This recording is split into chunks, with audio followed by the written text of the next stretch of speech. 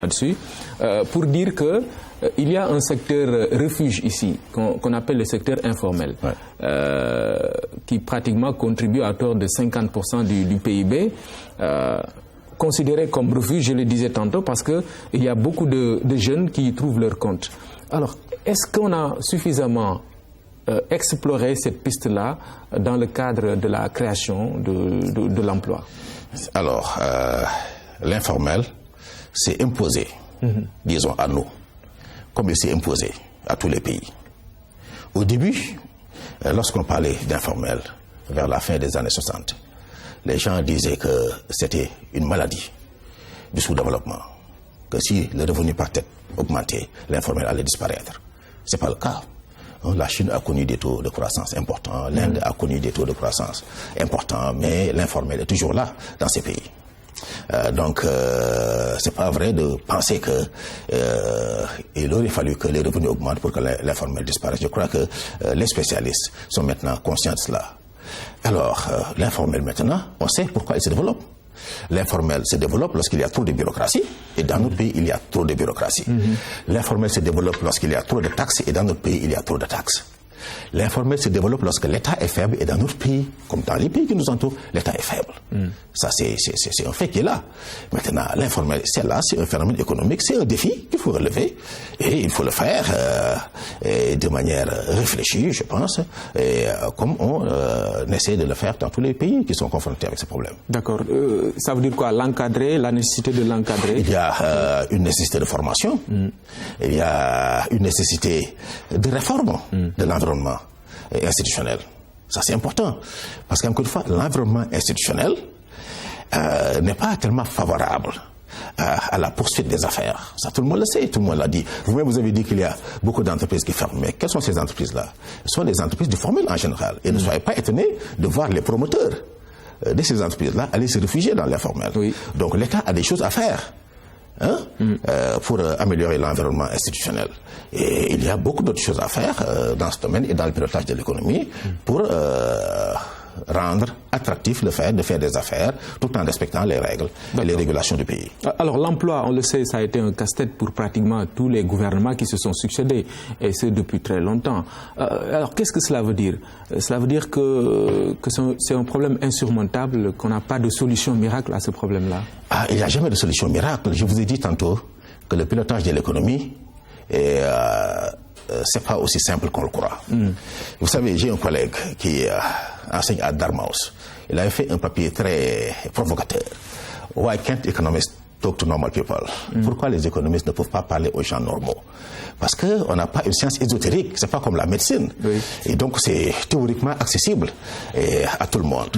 Et les gens, parfois, ne se rendent pas compte que il y a des outils extrêmement importants, des outils d'analyse, des outils d'investigation, des outils opérationnels qui sont nécessaires pour un bon pilotage de l'activité économique.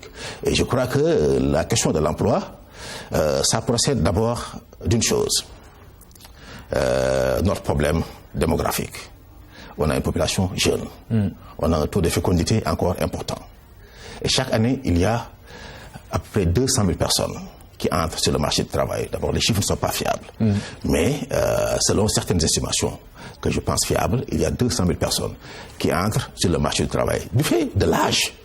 Parce qu'à partir de 15 ans jusqu'à 64 ans, on est sur le marché du travail. Donc ces gens-là, il faut les mettre quelque part. Alors, dans d'autres pays, on a utilisé ça comme une opportunité. Chez nous, c'est une contrainte. Dans les industries traditionnelles, il y a un déterminant de la compétitivité qui est important. Et ce déterminant, c'est quoi? C'est la main-d'œuvre non qualifiée dont on dispose. Mais nous, on ne sait pas quoi en faire. Mais la Chine a construit la base industrielle, je veux dire, de son économie. Et à partir de cela, la Chine a commencé par les industries traditionnelles. Tous les autres pays, pratiquement, ont commencé par les industries traditionnelles. Maintenant, dans le processus de développement, les salaires augmentent. La main-d'œuvre est de plus en plus qualifiée. Et donc, ces pays qui émergent perdent progressivement leur avantage par rapport à cela.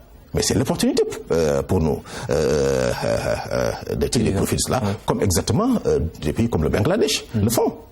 Un pays comme le Bangladesh, c'est un pays comme nous. Beaucoup d'habitants, beaucoup de main-d'œuvre non qualifiée, mais ça devient le nouveau pôle mondial du textile et de la confection. Je crois qu'on devrait... C'est pour ça que je vous dis, il n'y a pas de miracle. Il y a des industries traditionnelles, il y a des contraintes objectives qui sont là, à l'échelle internationale, à l'échelle domestique. Il y a des opportunités qui sont là et il s'agit d'en tirer profit.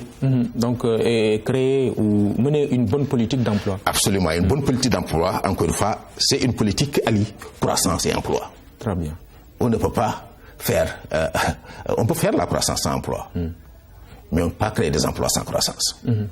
Et dans le cas de nos pays où la main-d'œuvre n'a pas une qualification suffisante, je crois qu'il y a besoin de booster les activités, il y a besoin de promouvoir les technologies qui consomment de la main-d'œuvre, parce qu'il y a des technologies qui économisent la main-d'œuvre, on n'a pas besoin de cela. Un secteur clé sur lequel d'ailleurs le gouvernement veut s'appuyer pour booster le développement, c'est l'agriculture.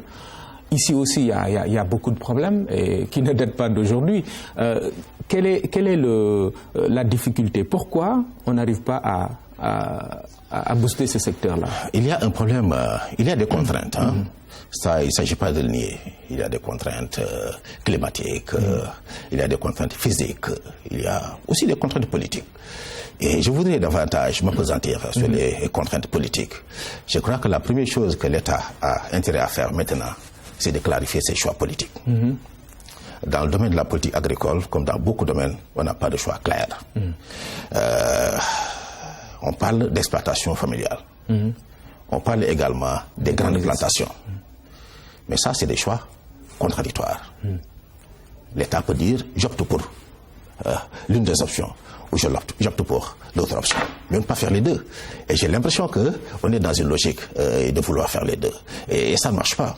Je crois que les exploitations familiales ont des avantages en termes de laisser les paysans maîtriser leur propre destin, être eux-mêmes des entrepreneurs. Parce que s'ils vont travailler dans les exploitations, ils vont être des ouvriers agricoles. Mais quand on a des grandes plantations, et on a plus d'innovation, on a plus de capitaux, etc. etc. Mais ça, c'est des choix. Et qu'il faut faire. Et qu'il faut décliner de façon claire. Oui, mais en tenant compte aussi de la réalité paysanne du Sénégal. Mais absolument. Les gens l'oublient souvent aussi, mais on a une agriculture plutôt paysanne. Oui. On n'a pas encore, cette technologie requise. Mais si on opte maintenant pour ce type d'exploitation-là, il faut qu'on accepte les conséquences. Oui. Et c'est une activité où il n'y a pas beaucoup d'investissement, où il n'y a pas beaucoup d'innovation. C'est une activité où la productivité est très faible. Va bien, mais c'est un choix possible. Va bien, parce que les choix économiques relèvent du politique. Mais les experts peuvent dire à l'État, si vous faites tel choix, voilà ce que vont être les implications économiques de votre choix. Et en ce moment-là, le politique décide en toute connaissance de cause, mais décline les options, ce qu'on ne voit pas. Actuellement, est-ce que vous pouvez dire quel est le choix du gouvernement entre les deux? Est-ce que c'est pour aller vers les plantations? Est-ce que c'est pour aller vers l'agriculture, l'exploitation agricole telle qu'elle est maintenant? C'est pas clair. Autre chose, les OGM. Est-ce qu'il faut introduire progressivement les OGM ou est-ce qu'il faut en faire un sujet tabou? Génétiquement modifiés. C'est ça, les OGM, c'est les organismes génétiquement modifiés. Et il y a beaucoup de pays qui utilisent ça, comme le Burkina Faso. Et chez nous, on fait un embargo presque total sur les OGM. Est-ce qu'il faut continuer à faire cela ou est-ce qu'il faut changer de cap? Voyez bien, les pesticides, ça nous empêche d'exporter. Il faut comprendre que la plupart de nos produits, les fruits et légumes en particulier, ont énormément de problèmes en termes de résidus de pesticides. Quand on fait des analyses au niveau des labos, on trouve des limites qui sont largement au-delà de ce qui est toléré. Mais ça, c'est un problème. Mais on ne peut pas... soit on utilise les OGM, soit on utilise les pesticides. Ça aussi, c'est des choix à clarifier. Et je pense que dans beaucoup d'autres domaines, il y a des choix à clarifier. Dans le domaine des prix des denrées de première nécessité, là aussi un autre problème. On voit objectivement beaucoup d'efforts du gouvernement dans le sens d'alléger les souffrances des populations dans ce sens-là. Mais on voit que l'impact n'est pas toujours réel. quel est le problème? Qu'est-ce qu'il faut faire à ce niveau aussi? Même chose. Je crois que dans ce domaine, comme dans les autres domaines, l'État n'a pas de politique tout à fait visible. Quand moi j'analyse le phénomène des prix, que ce soit le sucre, que ce soit l'huile, que ce soit la farine, j'ai fait une étude sur ça récemment. Oui. On est frappé par les incohérences de l'intervention de l'État. Vous savez, dans le domaine de la politique économique, on ne peut pas faire l'économie comme dans la vie de façon générale. On ne peut pas faire l'économie de faire des choix. Quand on fait des choix, il y a des gens qui vont applaudir, oui. Il y a des gens qui vont contester, et des gens qui vont combattre. Naturellement. Mais il faut l'assumer. Oui. Alors, dans ce domaine-là, l'État veut protéger les producteurs et protéger en même temps les consommateurs. Et je vous dis que c'est pas possible. On ne peut pas protéger les producteurs et protéger les consommateurs. C'est deux choses qui sont totalement incompatibles. Et l'État ajoute un autre objectif, préserver ses recettes. C'est pas possible. Lorsque vous décidez de protéger les producteurs, et ça signifie que vous acceptez que les prix se situent au niveau de leur niveau mondial. Et ce qu'on a fait jusqu'ici. Mais on a demandé aux consommateurs énormément de sacrifices pour les producteurs. Il faut comprendre que pour l'huile, pour le sucre, les prix pratiqués, parfois, sont le double de ce qui est observé au niveau international. On l'avait fait pour bâtir une base industrielle.